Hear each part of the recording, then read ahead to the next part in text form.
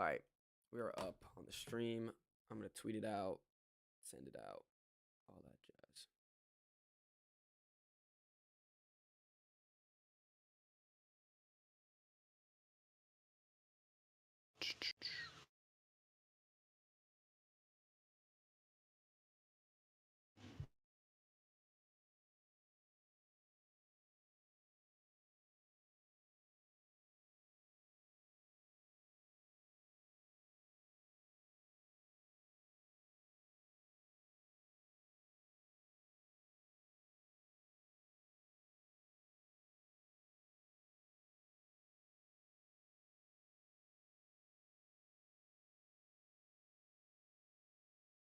Restart.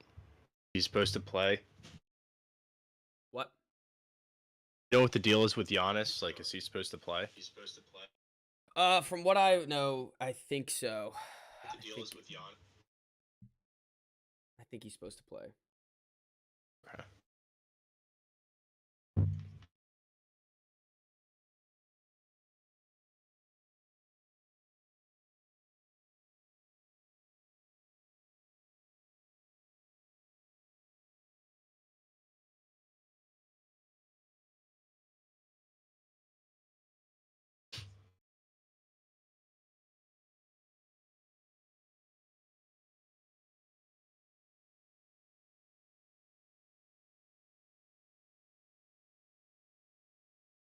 Right.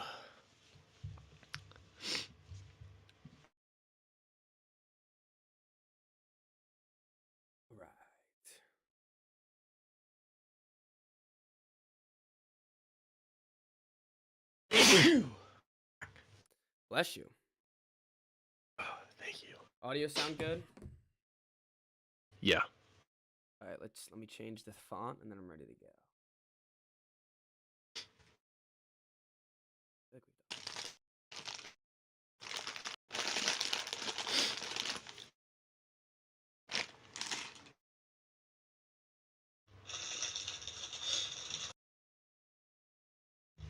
It's weird when I have the stream up.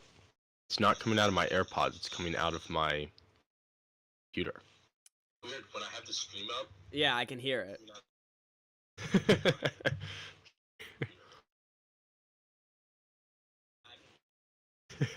Now I'm watching it, and I could hear it too.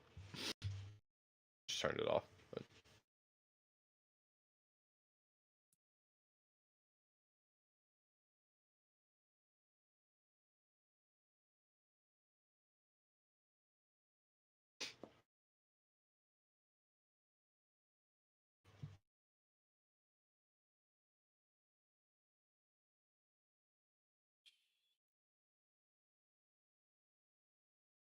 Bro, how is this a transfer portal tracker? This is garbage. What? Trying to look at South Carolina got another transfer. Oh, I saw that. The Vanderbilt kid? Yeah, and I'm trying to get, his stats and shit. All right, here we go. Maybe not. God damn it.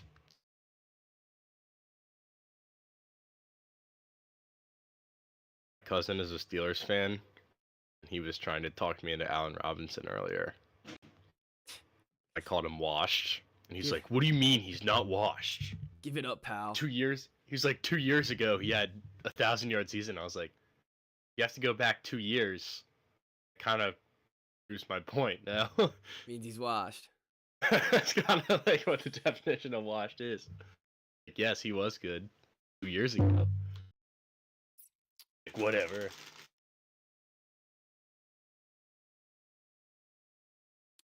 All right. You ready? Yep. We could talk about Allen Robinson. I don't know if there's anything to talk about. There's not much to say there. Yeah, cool. Congrats. Got another weapon for Kenny Pickett. All right. I'll stream in 1 second. Let me grab my water bottle. Oh, Hamlin. I guess that's kind of big news. Again, though, congrats. Congrats. I saw him on ESPN, which he is living. It's not a double. Yeah, uh, yeah, that's above our pay grade. We don't need to talk about DeMar Hamlin doubles. That's above our pay grade or below? Oh, below. It's below our pay grade, which is 0. So pretty impressive. All right, you ready? All right, let's get started. Actually, sorry, I need another swig.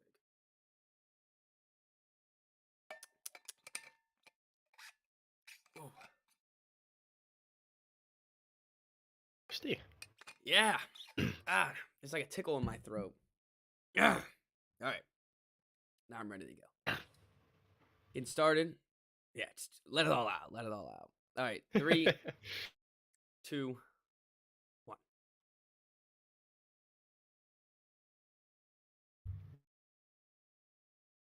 Hello and welcome to the Wise Guys podcast. I am your host, Brady Fitzgerald, joined as always by my co-host, Chris Hagan. You guys doing? Well, I figured I'll give you a quick little update on water polo. Didn't go too hot. Kind of got stomped. Only 6 guys went out there, so it's not even a full lineup. So we had to play with a bunch of randos. But Volunteers. yeah, literally volunteers. So it was all right. It was fun to go to Tennessee. Got to explore a little bit. Always cool to see another college town. Always fun to play water polo, but didn't go as planned. Not at all. What's there in Tennessee? Like, what is there to explore? They got a really cool main street. They have they call it the Strip. It has like all their bars and stuff. Their stadium right next to the school, which is I find cool. I mean, that's how most colleges do it, but for some reason South Carolina does not. It felt a lot more like it felt like they had a lot more money than Columbia, South Carolina, Knoxville itself. Right. Like there wasn't as many busted down roads. There wasn't as bad infrastructure. So that was cool to see, cool to explore. It's like they have more money than College Park too. Probably. They probably do. But on the way back, we got a nice scenic route of the mountains. Got to see some cool rivers. Get to see some hillbilly towns out there, which got to be interesting to live over there. I can't believe they. Yeah, I can guarantee you that Knoxville is probably not a representative sample of the rest of Tennessee. Oh no, not at all. I mean, just driving back through North Carolina and around the mountains and stuff, it was like, all right, that's actually crazy. God. All right, let's get into basketball. Yeah, I don't know what's going on with me today. Hair's not looking good. I need a hat or something. But it's alright too. I know. But start. Just means I need to get some basketball in me. That'll get me going, get me some cheery. It was a great weekend of basketball. I love this time of the year. I mean, we got basketball playoffs, NFL draft coming up, hockey playoffs, and we got a lot of things going. Baseball's just starting. It's lively back in the cities. Everyone's back. It seems like the little bit of spring break for the sports is finally coming to an end. Something to be excited about. Probably. Have 3 teams. You might have 2 in the playoffs. You might have 1 in the playoffs. You might have a decent baseball team. So there's a lot of room for excitement. Unless you're Detroit. Yes, but even that is, you always find excitement within the NFL draft. There's always someone coming out with the best player of the draft. So we will get in that. There's not much NFL. If you're looking for NFL draft stuff today, sorry, you're not going to get it. It's NBA time. As you can see behind me, the playoffs have started. The playoffs are here. And we're going to talk about, we're doing reverse chronological order just to have the most recent games under our belt first. And we're going to be starting with the stomp game, Golden State Warriors, Sacramento Kings, game 2. Sacramento up 2-0 in the series now. Beat the Warriors twice at home. Twice at their home. And now have to go to Golden State with a 2-0 lead. And for the first time in Steph Curry's career, he is down 0-2 in the playoffs. So where do we want to crazy? Like, okay, this is Before we get to the stomp stuff, Okay. I'll just say that like this is kind of the series that everyone I just like, oh, like the Kings are the higher seed, but it doesn't really matter. Like the Warriors are the Warriors. Hmm. Steph Curry, they have the pedigree. Like this team, it's a bunch of guys that probably like the casual NBA fan doesn't really know too much about. Uh, say Malik Monk has made a good impression. On those Oh yeah. people. Oh yeah. As has De'Aaron Fox. I mean, you probably know who De'Aaron Fox is, but you probably haven't really watched him much. He's been awesome. They look for real, which is awesome. This team has been out of the playoffs for what is it, 17 years? Yep. Oh, it's an electric atmosphere in there. Uh, so I'm happy for Maryland guys. Alex Len, Yeah, still big on the minutes by Kings, Len. not just Kevin Herter. Yeah, big. So It was a big night for him too. I felt like he could have played a little more than his only 8 his minutes. his plus minus is plus 20 through 2 games. Love it. Len season. I'm not a math guy, but that seems pretty good. That seems pretty good to me. So before let's talk about the game itself before we get into the stomp. And if you don't know what we're talking about, we'll get to it. We'll explain it all. And so going in, as you said, the atmosphere is absolutely crazy. From the tip off, the fans were on their feet, jumping up and down for dunks and 3-pointers.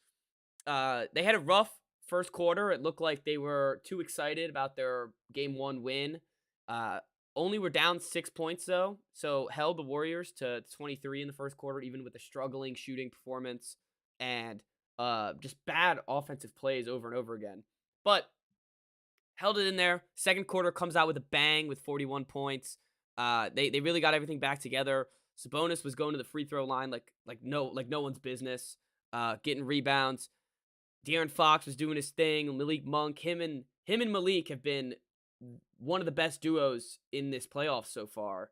And them just together, seeing them, they're both 2 Kentucky guys, played on the same college team. It's always a fun story to see.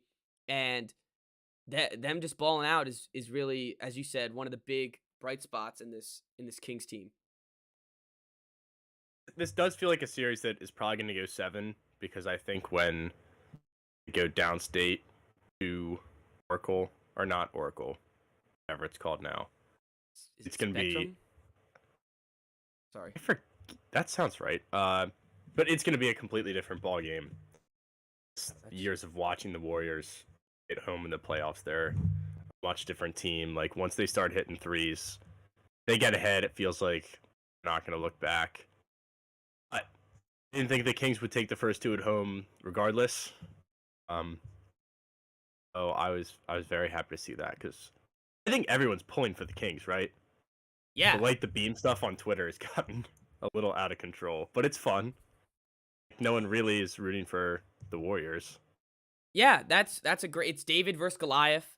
Even though the Kings are the 3 seed, I mean, this was as we said, of all the talk before the playoffs was this was like the easy upset, the easy pick. A lot of people were picking the Warriors, and people didn't. I mean, they just don't, as you said, don't know about the Kings. They haven't watched a lot of the Kings basketball this year, even though they've been playing great. They haven't been on national television as much as they should be, and it's good to see them in the spotlight, getting the respect they deserve.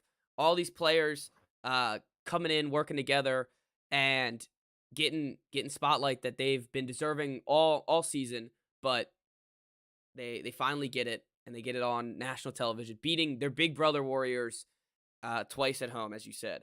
So what I want to look at is I love about this Kings team is the point spread. I mean, 24 by Sabonis, 24 by Fox, then 15, 18, 14, 13. It's really team basketball. They've been playing that all season, and there's not, even though there is like De'Aaron Fox can become the dominant guy in their playoff series if need be. Malik Monk can put up a show and score the most points on the team if need be, and we know what Sabonis can do. So having just the flexibility of all those people together and all working as one consistent unit is really something special. Yeah, and last night I was more impressed with the defense because this series is one where there's basically no defense all around. Like the total for game 1, I think, was 237. Yep. And they still went over. which is insane. But last night they actually, 106 doesn't sound like that great of a score, but in today's NBA, it's a decent defensive performance. They completely took Jordan Poole out of the game. You had really just Curry and Clay, and I guess Wiggins was all right. But in a series that there's supposed to be no defense, the team that plays a little bit of defense is probably going to be the one that wins. Yeah, as you said, Jordan Poole off the bench, 4 points. DiVincenzo with 0 points. They really did play good defense, and it's the Warriors.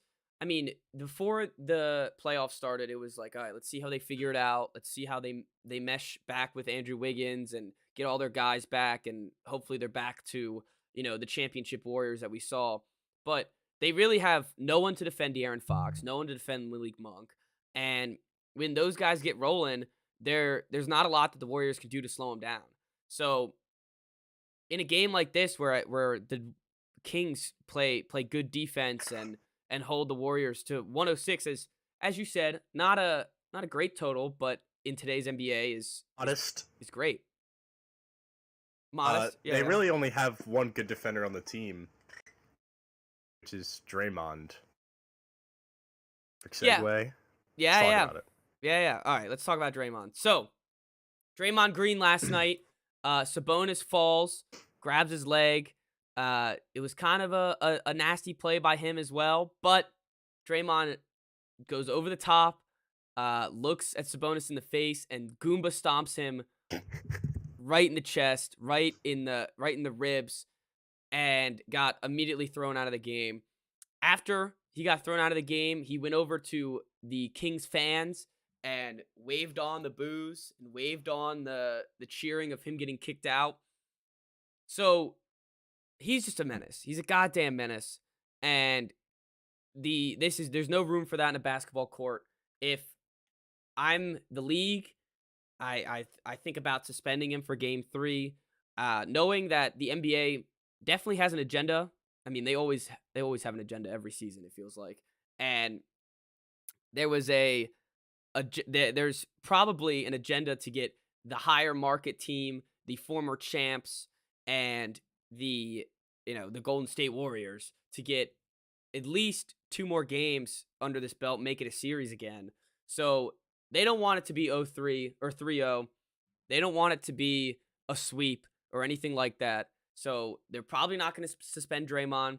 But this is now, the 3rd time this year that he's done something manic and just completely gone off the walls? He's nuts. And, the thing that I was thinking about is the dude has 3 rings, right? 4. You'd think at 4. You'd think at this point in your career, you're just a little more mellow in the playoffs. Yeah, you'd settle down a little bit. Obviously, it's the playoffs and tensions are high, but it's your legacy's not on the line or anything. Just take a chill pill. Yeah, and after the game, they asked him about it, and he said the first thing he said was, "Oh, Sabonis grabbed my leg." Every time Draymond falls, he doesn't reach for the guys around him and try to drag them down with him. Everyone in the league does this. It's a dirty play that shouldn't be happening in the league, but it's not an excuse to literally curb stomp someone. If he grabs your leg, then he should get a technical, and that should be enough. Yeah, fall over. That could have been a technical on Sabonis. Yeah, make a scene, flop a little bit, get an Emmy, but no, instead just completely turn into a villain. And he is the true villain of the NBA, and has been for many years now. But he loves that. Yeah, he does. And it's now sometimes you cross the line from being the villain that the NBA needs to. It's just all right, don't need this anymore. Yeah. There's no reason. We really have to talk about this again in the playoffs. It's every year. Mm-hmm. Every year, and he started the season. I'm sick of him. Yeah, I am too. So his contract's up this year. There's gonna be it's gonna be interesting to see if the Warriors try to keep him or just let him go. He came on immediately afterwards after the game and made his Draymond Green show and talked about this incident. So I wonder, I didn't listen to it. I don't want to listen to Draymond talk ever. So I have I don't know if he took any accountability for it. My guess would be no, considering he punched his teammate at the beginning of the season and took no accountability for it. So this guy's a mess. He needs to get out of here. And as you said earlier, I think everyone's rooting for the Kings. I mean, everyone wants to light the beam. I know last night when I was gearing up for this game, I was excited to see the Kings, excited to see them keep on this momentum, and they use the crowd really well. It's really nice that they have Game 7 at home in case it does get to a Game Mhm. 7, and they can steal one of these at the Chase Center. By the way, I looked it up. Chase Uh, Center, that's right. they will have this series almost in the books. It feels like so. And of course, you can never count out Steph Curry and the Warriors. The second I feel like podcasts like us come out here and start doubting them, that's when they turn it on. So I'm not going to do too much doubting. They have great players. They have a great facility, a great organization. So they shouldn't be scared of these Kings, even though they're down 0-2. But they got to improve somehow. They got to have better minutes from Jordan Poole. They got to have better minutes from Gary Payton. And they got to slow down Hunter and Malik Monk and Sabonis. Yeah, and I mean, like the most cliche thing to say in the playoffs is the series doesn't start until the home team loses. Mm-hmm. And while it is cliche, it is kind of true because they now have to come beat you at your place, something that no one's been able to do in the last 7 years. Mm-hmm. So there's no reason to panic or anything. Like this was according to plan. If you just go by the book, and they're still the Warriors, but I think what you said earlier about whether or not he'll get suspended, it's like in the World Series where Yuli Gurriel like did the racist eyes to Darvish, I think it was. They suspended him for like the first 10 games of next year that he didn't have to miss the World Series. Yeah. Like, yeah, I mean, they're not going to suspend a guy like that in the playoffs. No, they should. They definitely should, but they won't. And since we're talking about this series, let's just mention Game 1. It was 126 to 123, an absolutely spectacular basketball game. De'Aaron Fox, 38 points. Malik Monk, 32 off the bench. And with being up 2-0, you would think that Kevin Huerter has made a massive impact on this team and hit a lot of clutch threes. And yeah, he's hit his fair amount of threes, but it hasn't been the Kevin Huerter that we've seen all season. So he's been pretty quiet. So if they get him turned on next game, I know he had 15 this last game, but it wasn't as efficient as it normally is, or it wasn't as good as it normally is. But they can get him back to himself, get him back to his spots that he needs to be in. They're going to be looking good. Yeah, definitely. All right, on to Philly. Yeah. All right, so Brooklyn Nets are also down 0-2 to the Philadelphia 76ers. This one is more of chalk, more predicted of what we all expected. I don't know if there was a lot of people out there picking the Brooklyn Nets to win this series. They started this game really hot. They were up 5, 6 or 5 at halftime. They came out in the third quarter flat though. They played a small ball game, which seems like they should have done Game 1, but it just wasn't enough. Joel Embiid ended up with 20. Maxey was the true hero of this game with 33, and Tobias Harris played really well with 20 points himself. James Harden, he has had many playoff stinkers. This one was another one. He didn't shoot well at all. He only ended up. He was great in Game 1. He was. Miscredit. He was. We're talking about Game 2 right now. He still had 7 assists. Saying. Still had 7 assists in this game, but the Nets are just not big enough. They don't have the firepower, and they're definitely not big enough to keep up with this team. Embiid with 19 rebounds and 7 assists from him on a low scoring night. So he still got his 20 points and still got his rebounds. So they're gonna have to figure out how to try to slow him down. And honestly, I just don't think they have the roster for it. Nick Claxton can't keep up with him. He can't do anything offensively either. And they only played about 8 guys this game, and they needed all 8 of them to play a lot of minutes. So they don't have many options, but they're I mean, I guess they're hanging in there. You give them props for that. They didn't even cover. God, that made me so mad. They didn't even cover. Oh, They were did you up see by my so tweet? much. Uh-uh. I Maybe. had them at a 5-leg Oh, parlay. yes, The I only did. leg that missed plus 10, Yep. and they lost by 12. So that was infuriating. Yeah, that was sick. But yeah, And in a bad way sick. yes. There's not that much to say about this series, I think. Like, it's not, nothing has really gone, like you said, away from what we expected. It's almost like they're saving Embiid's energy, at least on the offensive end. Because, like, 26 and 20 for average Joe is 2 great nights. Mm-hmm. But Embiid, who's averaging, like, 34 a game, are Yeah. significantly worse than his normal output. But you had, like, game 1, you had Harden had a really good offensive game. Where did their other points come from? In this game? This game was the Maxey. Yeah. I guess, like, game 1 was so spread out. Anyone was dying. Still somehow got 26. Paul Reed. B-ball Paul. With 11. But yeah, it's neither game has been super close. Last night was close for a while, but once the Sixers took control, like, you knew that there was no chance that Brooklyn was coming back.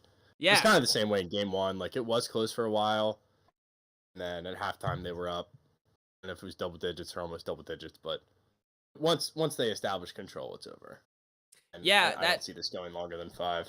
That third quarter, when the 76ers finally got ahead and finally started playing their type of ball, it seemed like it was destined to be over there. The thing that, so first of all, I want to mention, we talked about the 106 score being pretty good on defense. This was a game that ended 96-84, and out of, I think, 2,000 plus games, it said it was, Kenny said it on TNT right after, it was 2,000 plus games this season. Only 23 of them ended with 2 scores under 100. So this is now, I think, the 24th of the season. And so good defense for both of them and kind of sloppy offense for both of them as well. But what this shows me is not a worry for the Sixers in this series, but it shows me the blueprint of how they're eventually going to choke this playoffs away.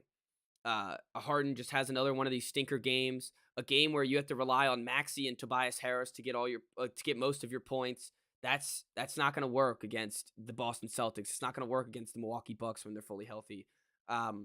So they need to have, and as you said, maybe they are saving his energy offensively. Defensively, he's been a monster, but Joel Embiid needs to take this team on his back at some point in this playoffs.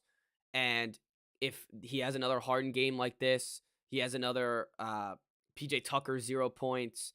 That's normal. Yeah, that is pretty normal. The Jalen McDaniels, they traded for him. I don't know why. 22 minutes, 0 points is bad. Yeah, he didn't do anything in the first game, if I remember correctly, either.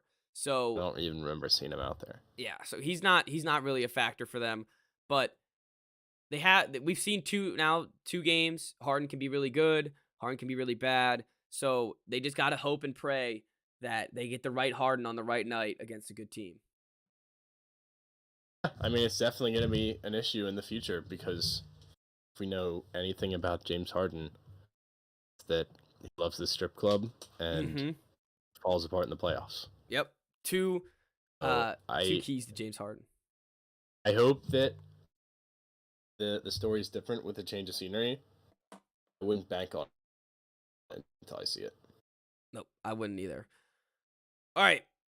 Nuggets, Timberwolves, we can talk really quickly about because it was a ass beating game 1. Nuggets are up 1-0 in the series, 109-80.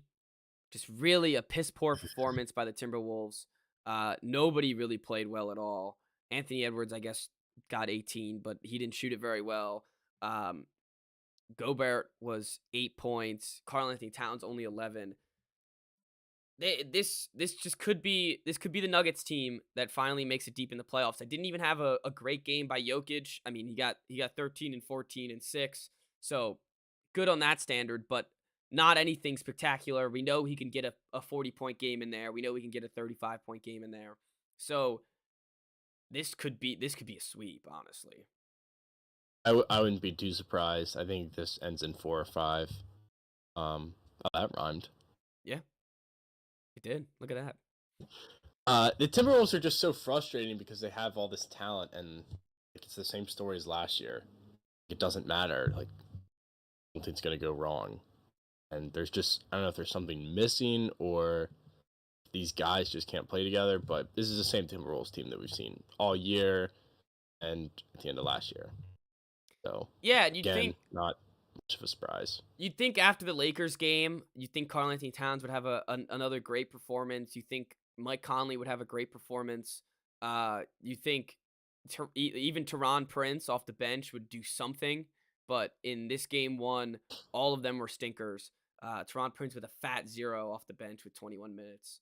So they need their role players to step up if they want to do it, and it also requires their franchise player and Karl-Anthony Towns to put the team, as I said with Embiid, try to put the team on your back when everything else is going wrong. And if they don't get that, it's not gonna be a close series at all.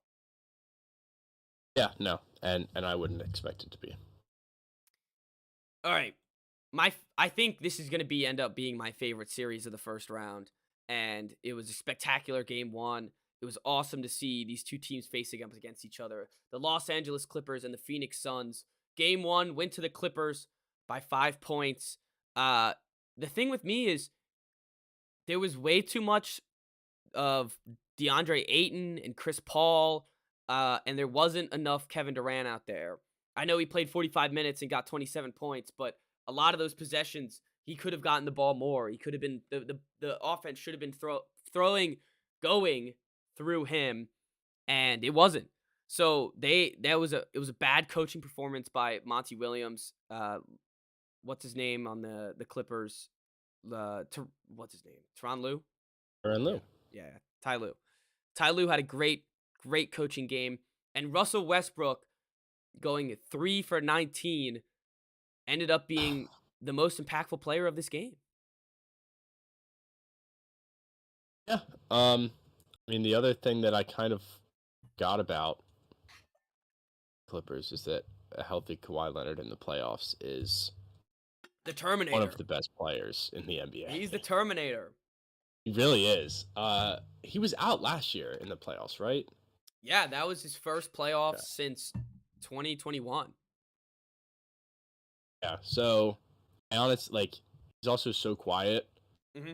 Like, doesn't really make any headlines throughout the season other than he sits out half the games.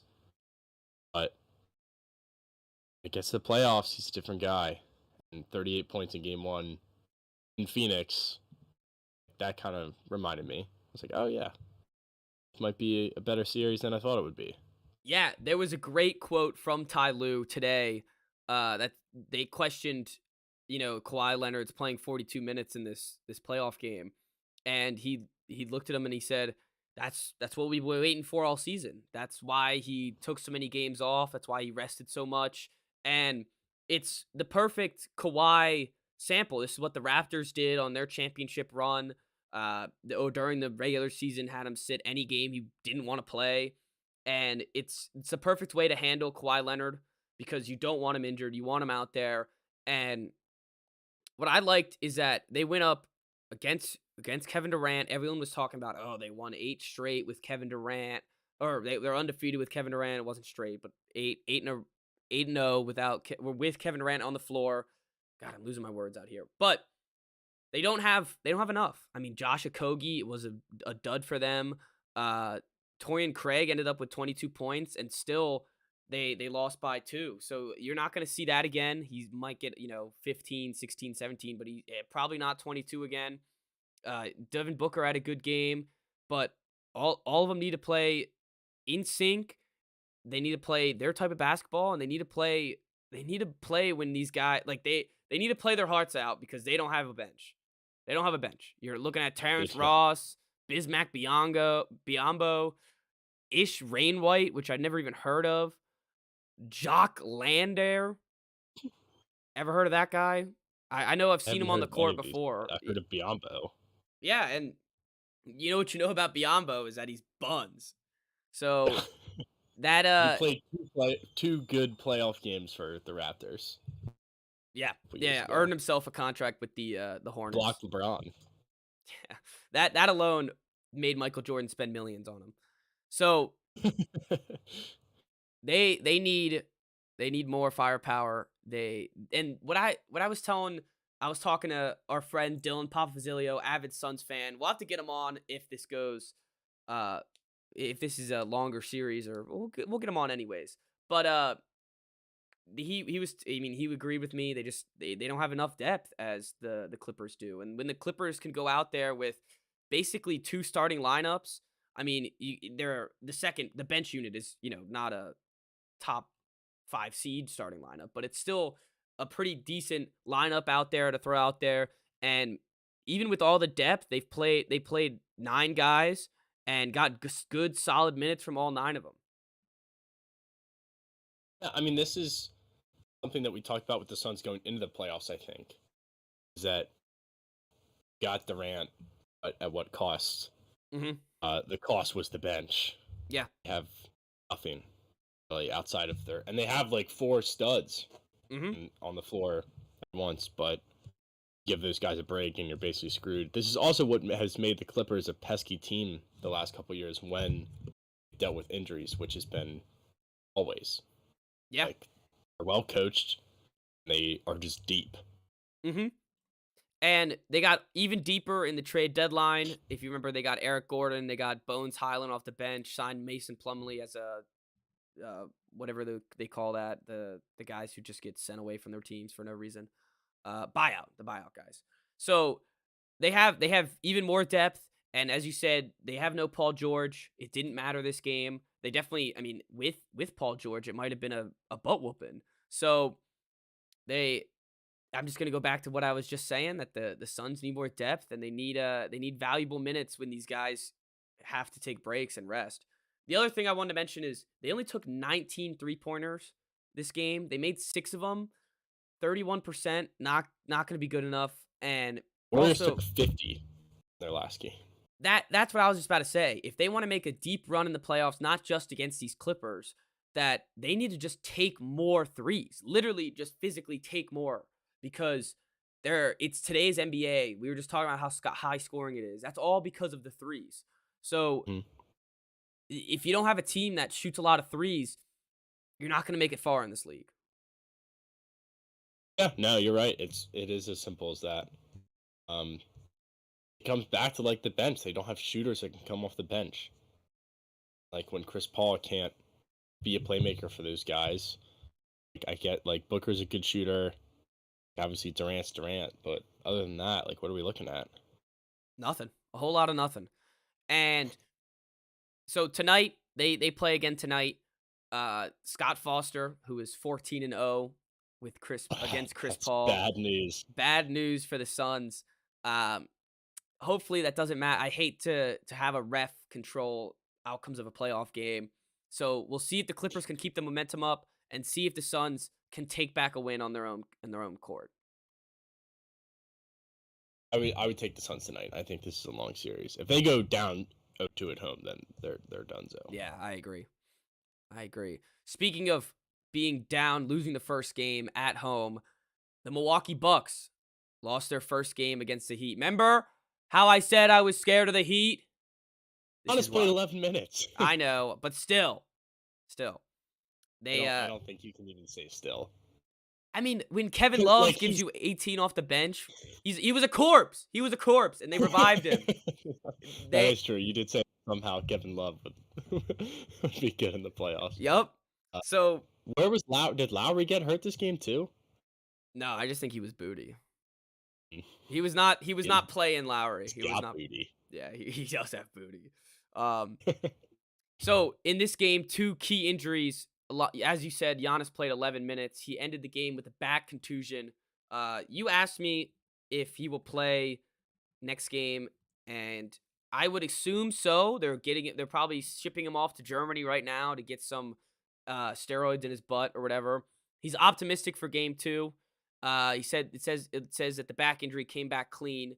So that's good. You want to see the best players out there. You don't want to see, people getting injured and that to be determining what happens in the series. But either way, Jimmy Butler, 35 points. Playoff Jimmy is back.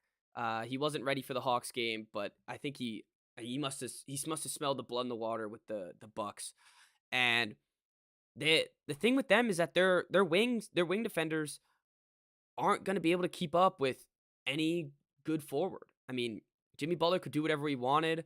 Bam Adebayo actually had a decent game, and Chris Middleton, I know he got 33 points. He was like nothing on defense. Brook Lopez looked lost without Giannis out there helping him. And it's a completely different team without Giannis out there.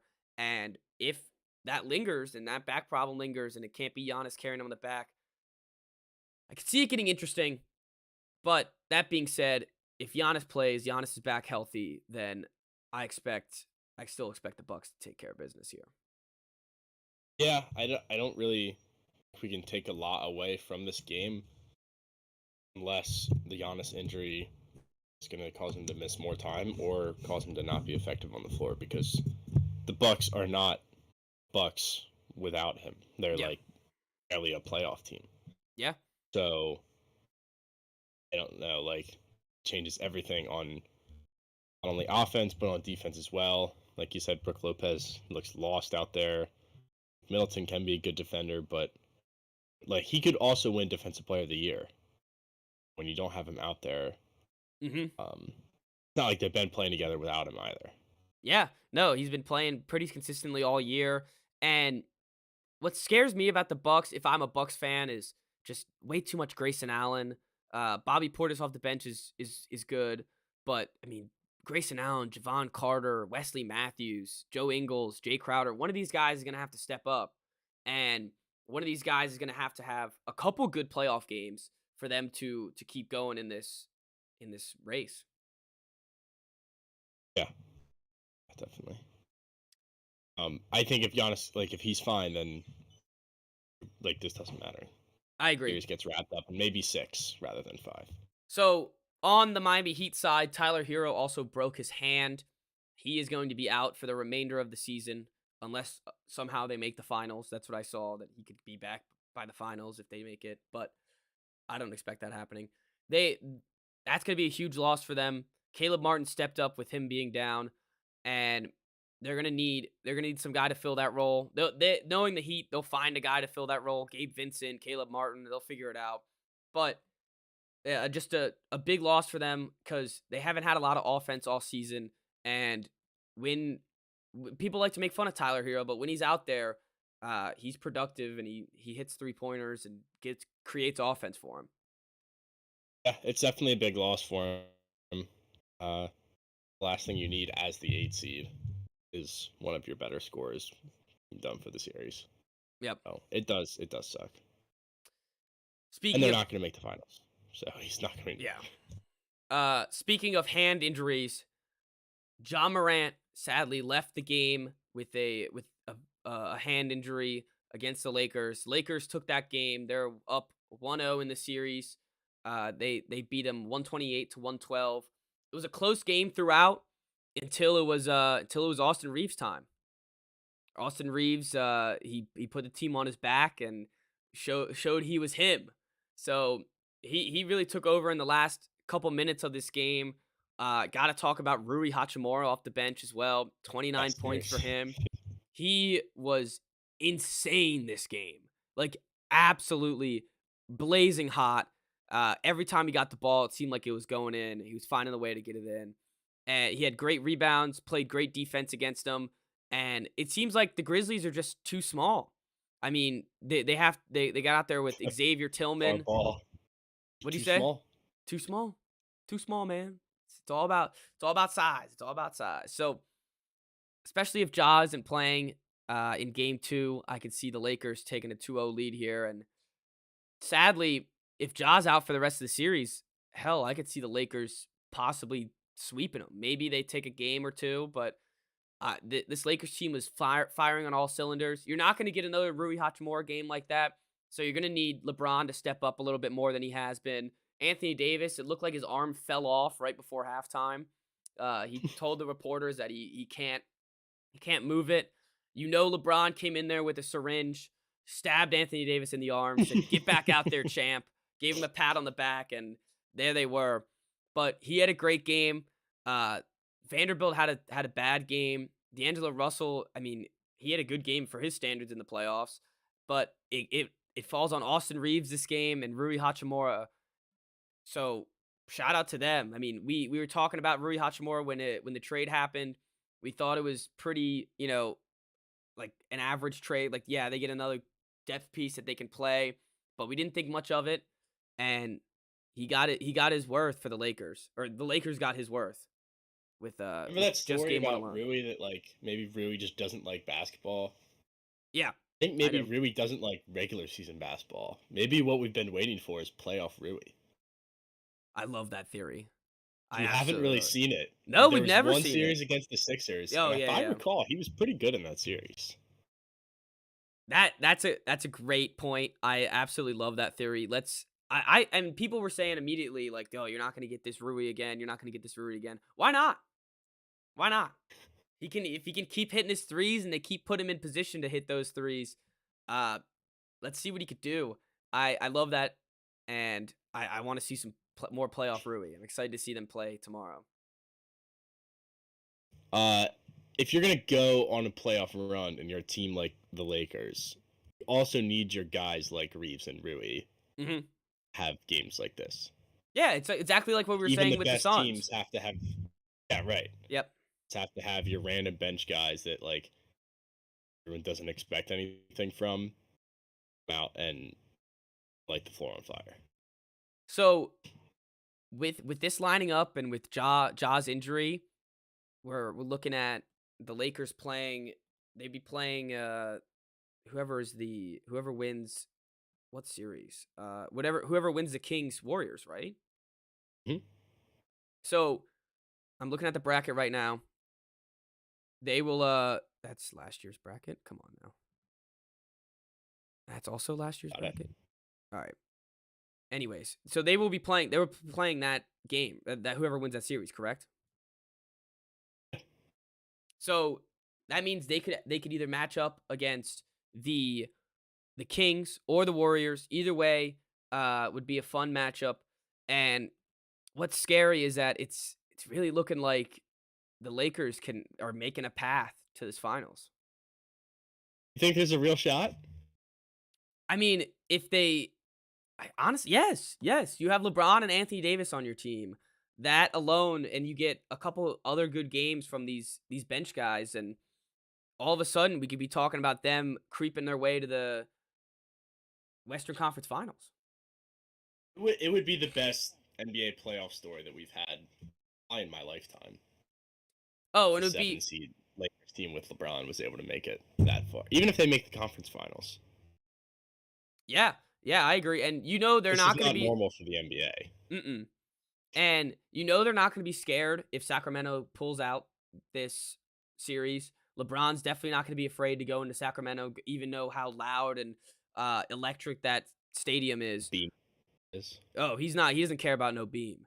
So he's going to come in. Him, Anthony Davis. We just talked about the bench guys. They have a good team around them, and it's definitely looking like this is a possibility of like this as people coming in to the year, and especially how they started the year, how their roster looked. People thought of it as just like it's a wasted LeBron year yet again. He's not going to do anything, but he has a legit shot to win this. So he's going to have to play his best. And first of all, let's make sure they take care of the Grizzlies before we talk anything else. Yeah, it's been one game. I agree. I don't know what the deal is with Ja. Yeah, I don't know either. I heard today that he'll be a game time decision. Yep, game time decision versus the Lakers. But it says like the latest injury update is bad news for the Grizzlies. So who knows? Like bad news for the Grizzlies. All right. Knicks, Cavs, a series that we thought was going to go 7 to begin with. It seemed like everyone was on it to begin with. The Knicks steal one at Cleveland. Game 1, 101-97. This was a grudge match, felt like, between the two teams. And my thing is Donovan Mitchell can't do this alone. It's tough to lose a game when anyone on your team gets 38. It's a tough pill to swallow. Yeah. But we were kind of saying, like, going in that they have, like, decent pieces around him. Didn't really get anything. No, he really didn't get much at all. Jared Allen was the only him and Darius Garland and Jared Allen were the only two players on Cleveland besides Donovan Mitchell to even reach double digits. They got nothing from their bench whatsoever. It seems like they could use another big, and here's Kevin Love playing for the Heat, scoring for the Heat, that they just gave him for free. They didn't get anything back. So it's true. It really shocked. I mean, it shocked me when they did it. I don't know why they did it, but now it's coming to bite them in the butt. Evan Mobley, if he's becoming the player that everyone thinks he can eventually become, he needs to do more on the offensive side. He was a great defensive player, got 11 rebounds. He still made his presence on the game, but needs to produce more on the offensive side, and just they all need to play better. I mean, 43 minutes, 44 minutes, 43 minutes for Jared, Donovan, and Darius, but they're using a lot of their energy already, and it's looking worrisome for the Cavs. Yeah, I mean, we expected the series to be close. Losing game 1 by 4, even though it's at home, is really not the end of the world. I agree. I will say this series has a fascinating matchup. Down low, it's a lot of, like, old school big man. Like Jared Allen against Mitchell Robinson down there, and then throw Mobley in there too. And Randall. Yeah, Randall's not really like an old school big man. That's true. That's true. But yeah, there's a lot of strength down in the paint. It's a much different series than a lot of these other ones. Like the Warriors Kings is like a completely different game. Oh yeah. What we're gonna see, and it's a different sport. Yeah. What we'll see in this series. And my biggest concern for the Cavs coming in was their small forward position: Isaac Okoro, C.D. Osman, Karis LeVert, and I was right to worry about them. They got 18 points, all three of them combined, and they had nothing from their bench, and they had to get everything from Mitchell. So they need more to keep up with them. I think that this series will still go probably 6 or 7. And for going in though, I wasn't too wasn't too, excited about the Knicks. I didn't know what they were going to look like. We saw Madison, they pooped down their legs last time against the Hawks when last time they made the playoffs. So it was good to see them get a win in Cleveland and play really well, all of them combined. Yeah, I can't wait for that first game at the Garden. Oh, that game's going to be electric. All right. Last series we haven't talked about, my Boston Celtics against the Atlanta Hawks. You want to say something?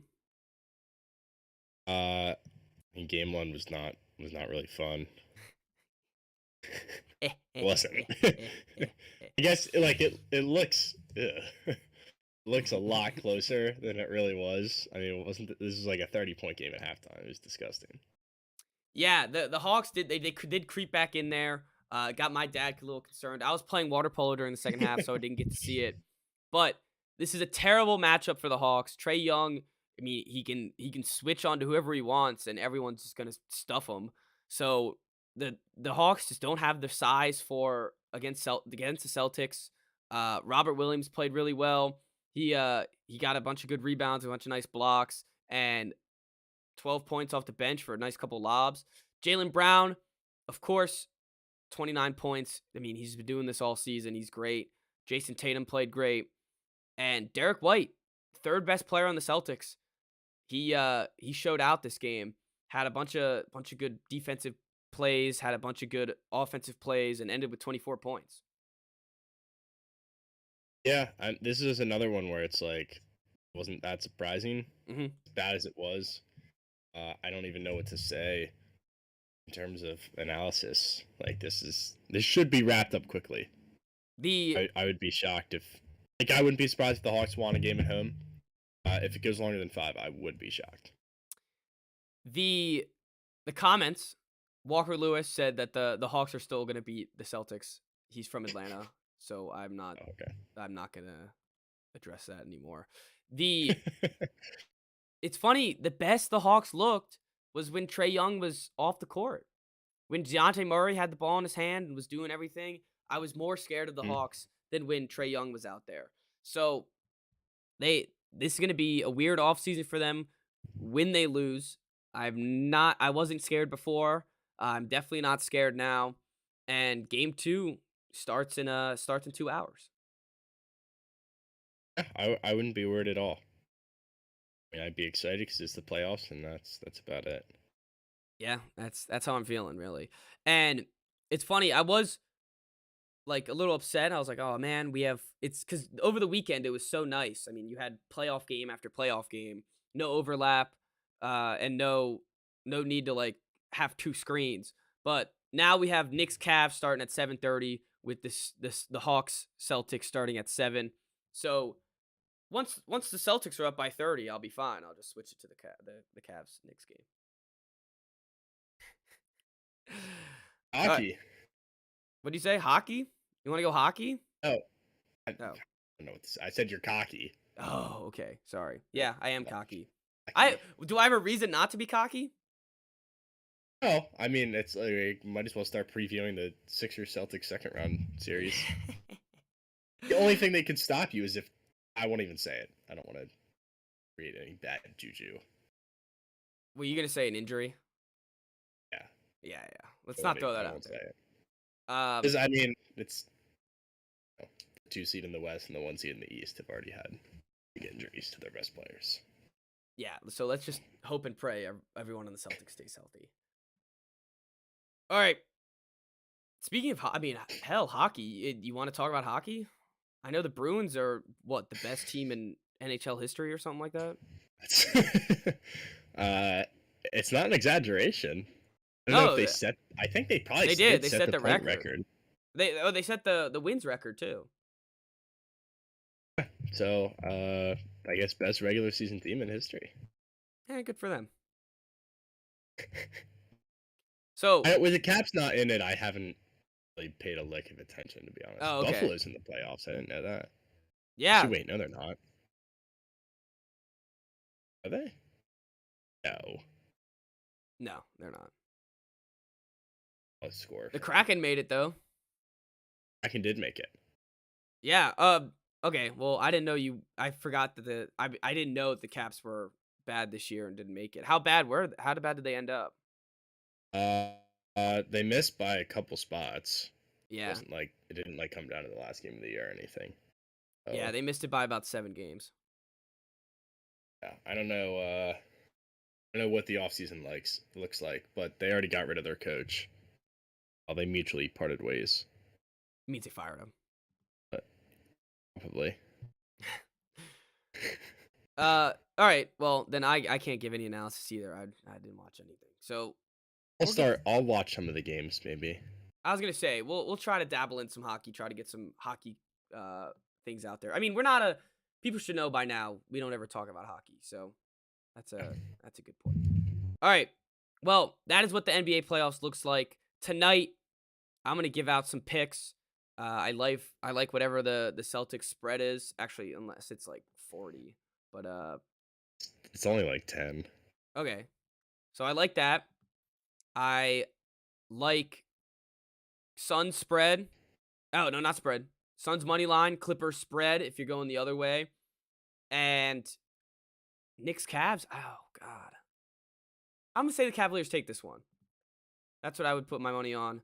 That's what I would suggest out there. Kind of like I have the Suns and Cavs spreads in a parlay. I just figured home team bounces back. not get too caught up in what we saw in game 1. I like that. A little bounce back game for both home teams. Eight's a big number against Kawhi Leonard, but why is it 8? You need it. I don't know. That doesn't make any sense to me. Like, the Clippers just won game 1. Why is that -8? It should be like -1.5. Surprise. That's weird. Nah, that's ridiculous to me. Well, we didn't talk about the play-in, but the picks that we gave for the second round of the play-in were all wrong because we just rode the underdogs again. Yeah, that's true. We made a mistake there. You went all this time without mentioning it. I was gonna apologize. But I completely forgot at the beginning. Yeah, that was not a good look by us. After doing the first round right on my book, I completely I was fumbled 3 for 4.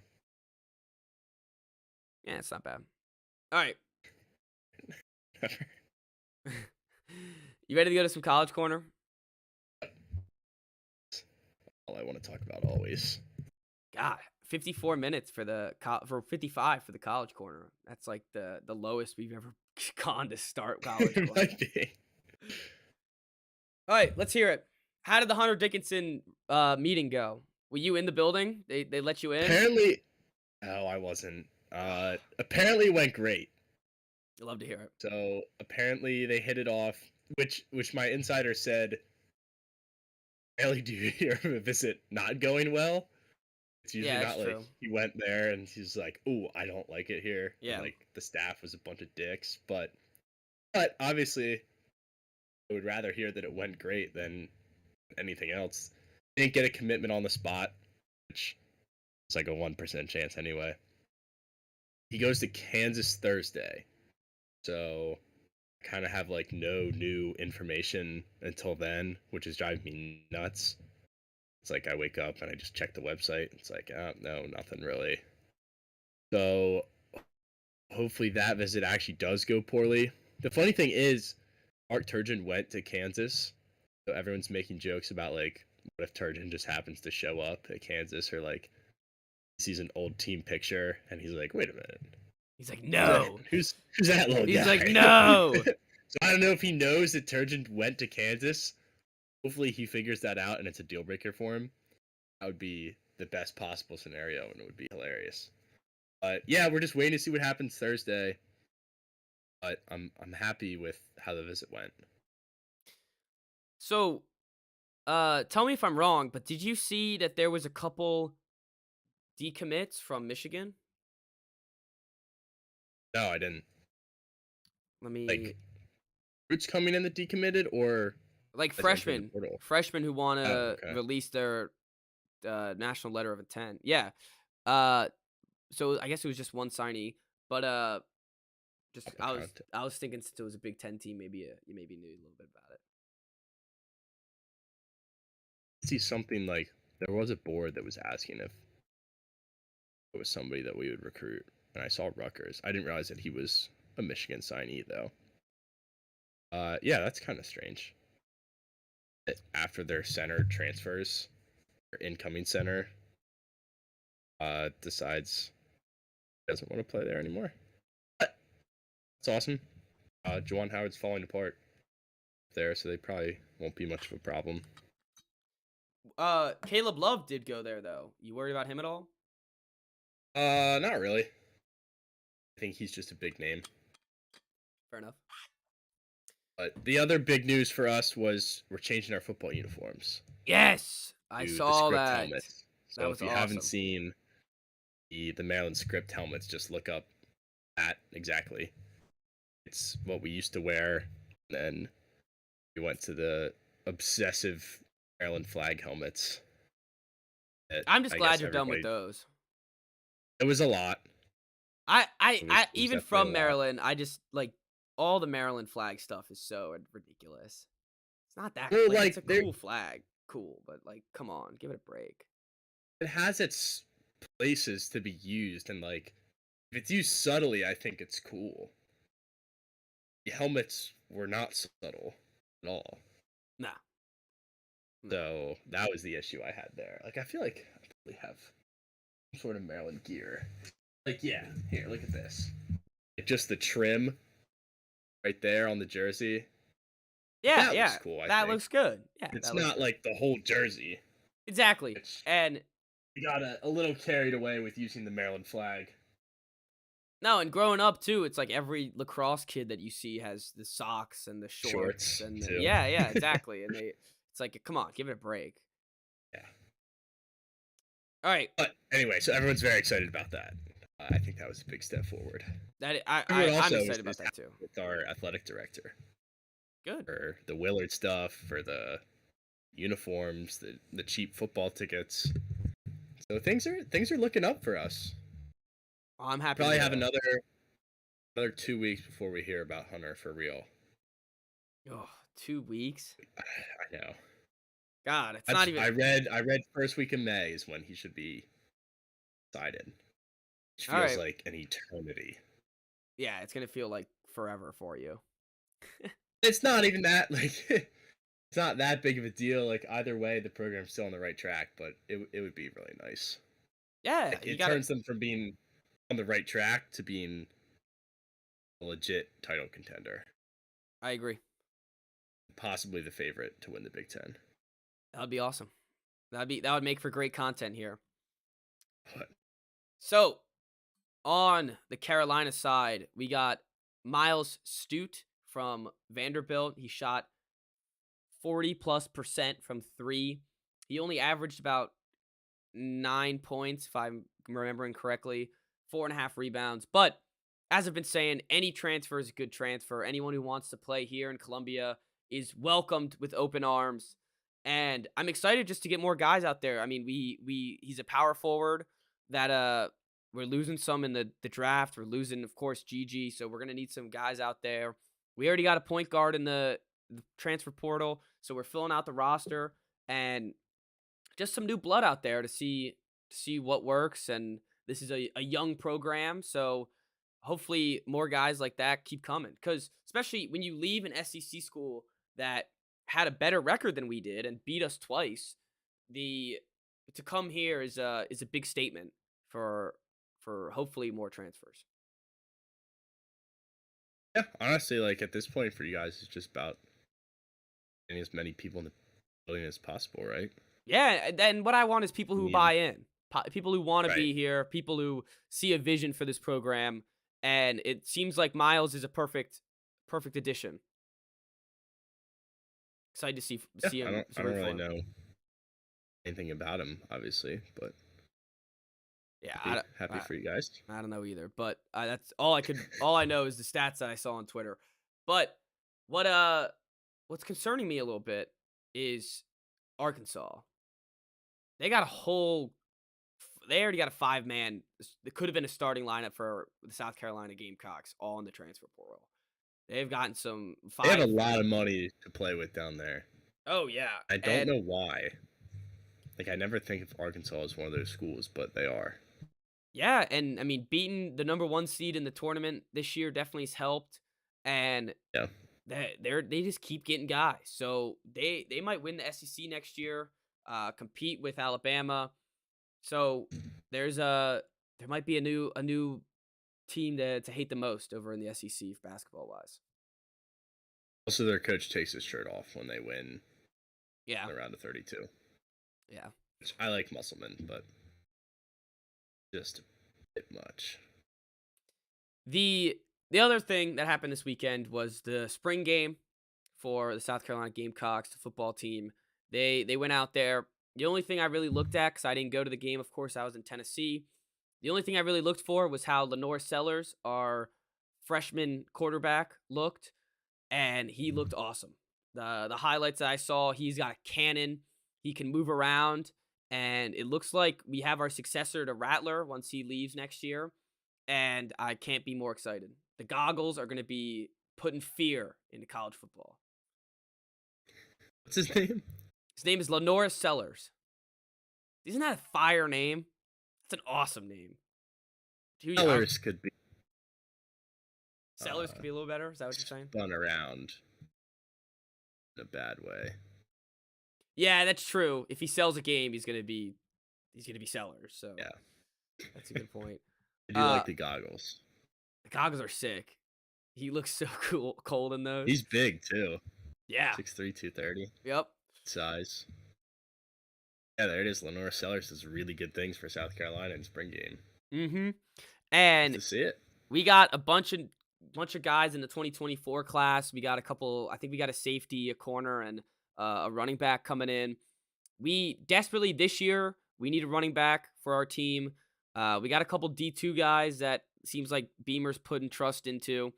I would like to see another guy transfer in. Hopefully, get like a real SEC back out there.